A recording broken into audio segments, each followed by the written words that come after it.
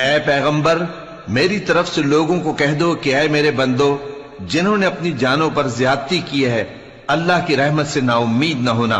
अल्लाह तो सब गुनाहों को बख्श देता है। बेशक वही तो है बड़ा बख्शने वाला, बड़ा मेहरबान। और इससे पहले कि तुम पर अजाब आ वाक़े हो, अपने परवरदिगार की तरफ रुजू करो और उसके फर्माबरदार हो जाओ, वरना बाद में तुमको मदद नहीं मिलेगी। और इससे पहले कि तुम पर नागहां अजाब आ जाए और तुमको खबर भी ना हो, इस निहायत अच्छी किताब की जो तुम्हारे परवरदिगार की तरफ से तुम्हारी जानिब नाजिल हुई है, पैरवी करो। ऐसा ना हो कि उस वक्त कोई शख्स कहने लगे कि हाय उस कोताही पर अफसोस है जो मैंने अल्लाह का हक मानने में की और मैं तो हंसी ही करता रहा।